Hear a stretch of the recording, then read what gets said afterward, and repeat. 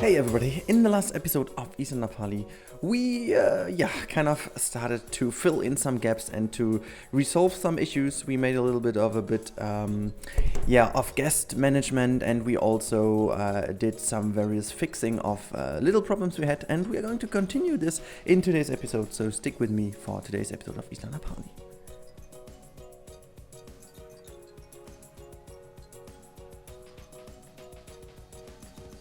Alright, so here we are in today's build. I really hope that the sound quality of my voice is a little bit better, but from what I can distinguish right now already on my left ear, it's not really better. I'm really sorry about that.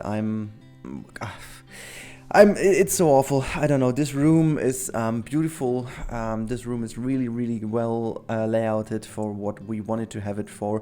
We didn't know that it will be that echo heavy, and this really annoys me. I have tested so many things. I have a special voice absorber thing, which I bought a few years ago, but it didn't really work out because it was too big. Even that thing doesn't really work. It kind of improves the voice, but it doesn't improve it to the extent that I can, go in with the trade-off of having this ugly piece always around me, because you can barely even play or record because it's just a very huge half moon-ish shaped thing, which it should actually absorb all the noises and stuff of your voice that goes around the microphone.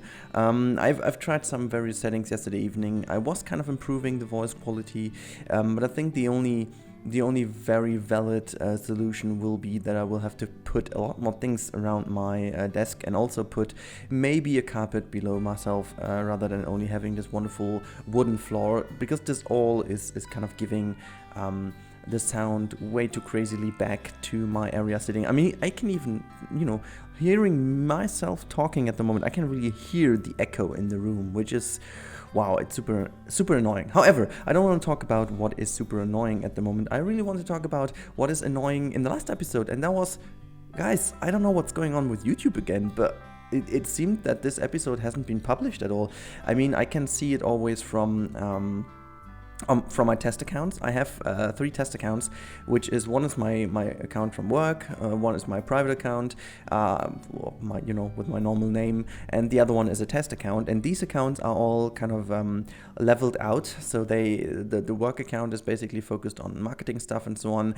My private account is, my private account obviously, and this other test account is basically an empty account, which I'm always deleting all the cookies and stuff, so that I can test how my ranking are and how the trends are and stuff like that, because as you know, your own YouTube account is quickly shaped into one direction, and you will potentially not see the real trends, or like the let's put it, the general trends, because you will see the trends that are fitting for your taste. And the longer you use YouTube, the longer, or the more specialized your account and your front page will be. And so to see how it is for potential newcomers, I am going to always test this. And normally at least one of those 3 accounts gets a push notification of my channel once there is a video online.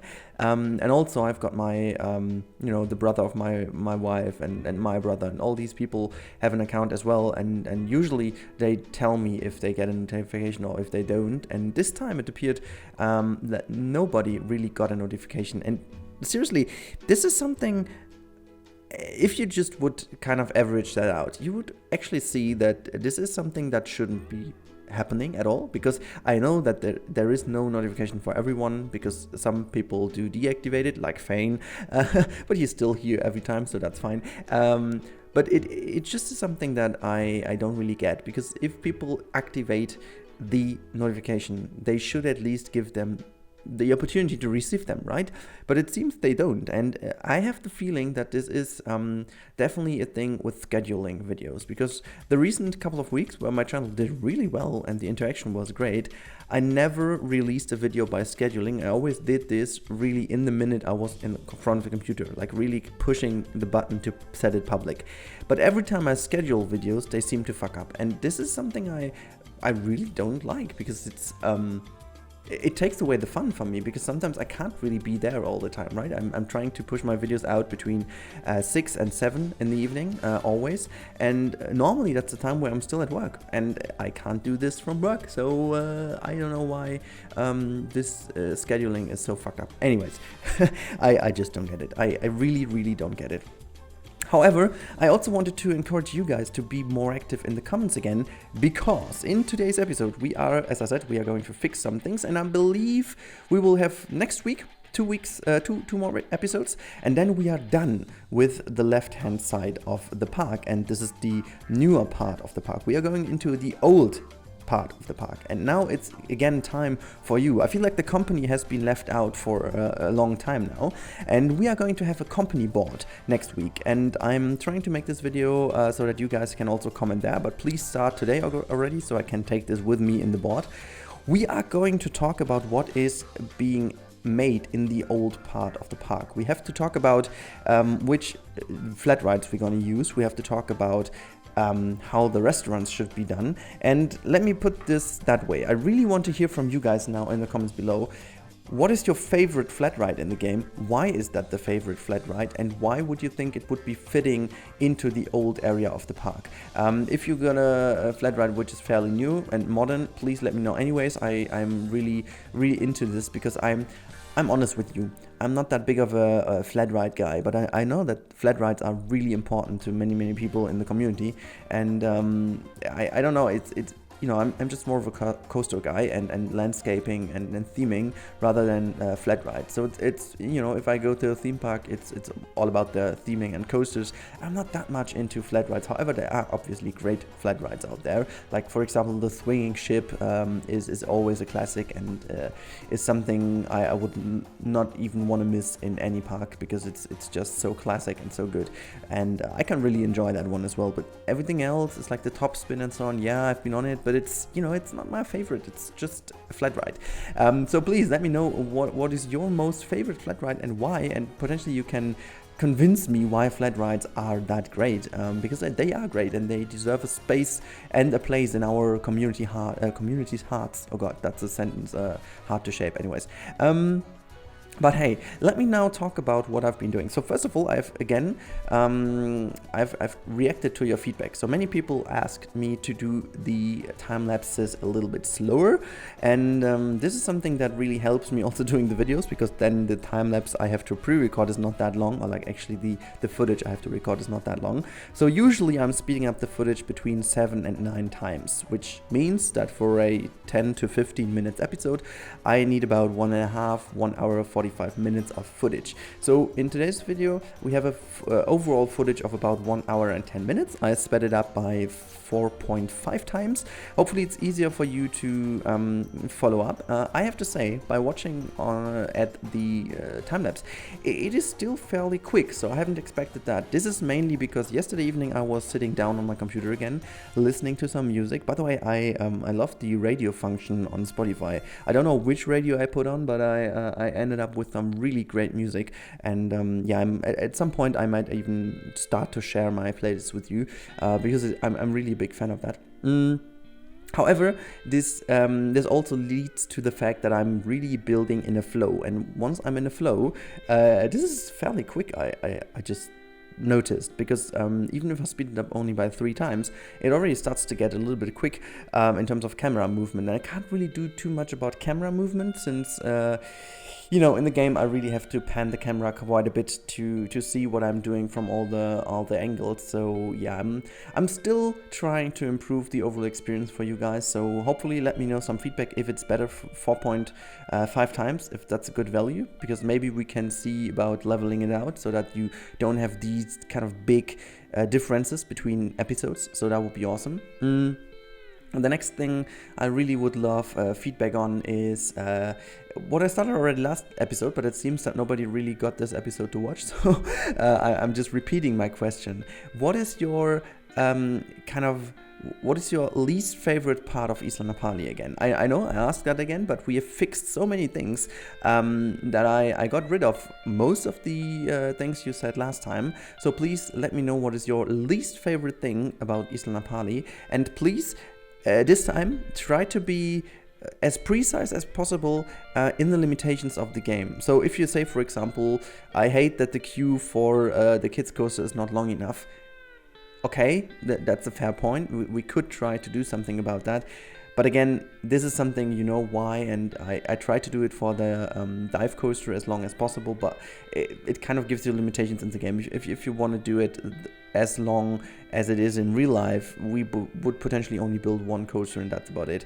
I really want to remind you guys of one awesome series which is unfortunately never been finished, and this is Taliko by Free the Bear and Advo TV. So what they made is they started to construct a RMC coaster in a African styled area, and I wanted to bring this example in because that showed awesomely well how the game has its limitations in terms of sizing, because they built one coaster and everything to the very tiny detail was actually in real life sizes. And if you see that park, you really can see already why it isn't possible to build exactly that way in Planet Coaster, because it will make things way too big. In fact, it will make things so huge that you can barely put more than 4 to 5 areas or like themed attractions in a park. It would be filled already. However, it will be possible in terms of park sizes.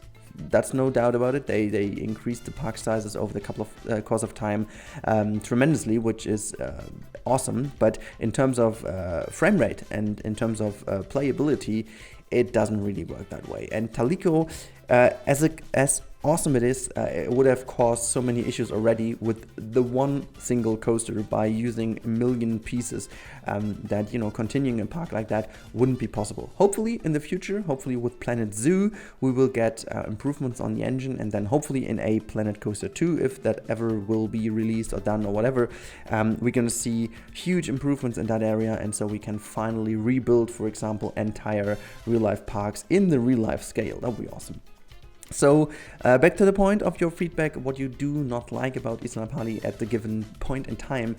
Also bear in mind that you please don't use any Planet Coaster items that are not included in the game yet or whatnot. So I don't know, for example, don't try to talk about that the car I used for the Big Dipper is wrong and I could use this one if it's not possible, because these are kind of things that are frustrating because I always have to answer the same stuff.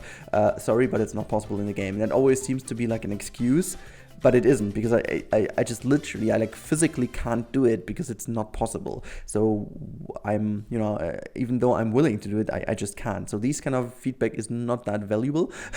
Most of you do know it, but I just like to repeat that to make sure that you guys don't come up with things I just need to answer that way. And you know. However, another thing I wanted to quickly talk about is comment section in general. I am going to do another commentary lottery in the future, and therefore I don't know if you're up for this, but I want to kind of create a lottery that is taking into account how often and how frequently people communicate in the comment section down below. I have some evergreens, which is awesome, and the cool thing about comments is that, you know, I don't even want to force anyone to do anything. If you just love to watch my videos and don't want to do anything, don't comment, it's totally fine. I still love you, so it's awesome.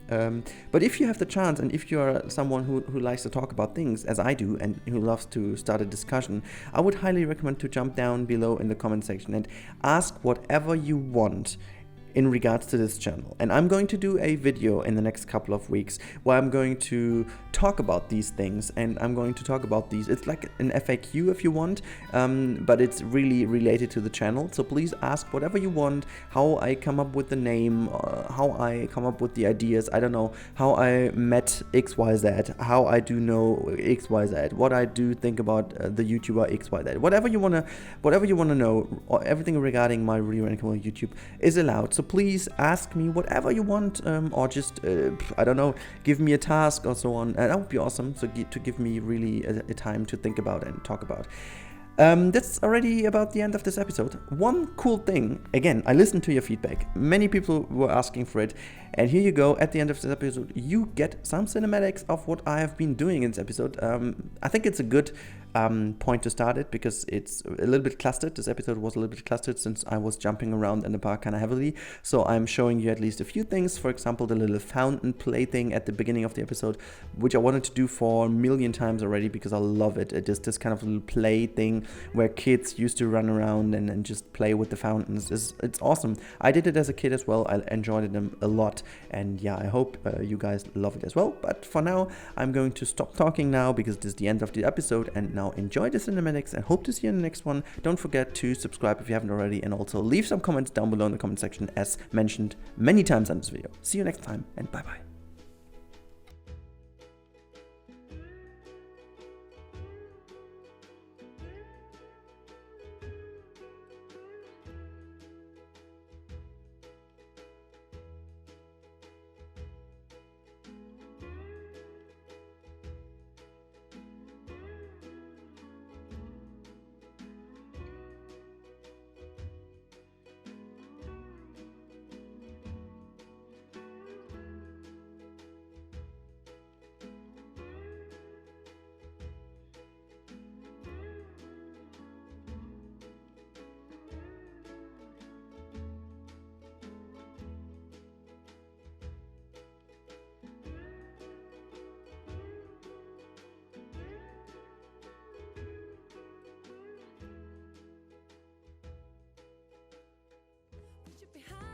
Wherever we may find love that's flowing on.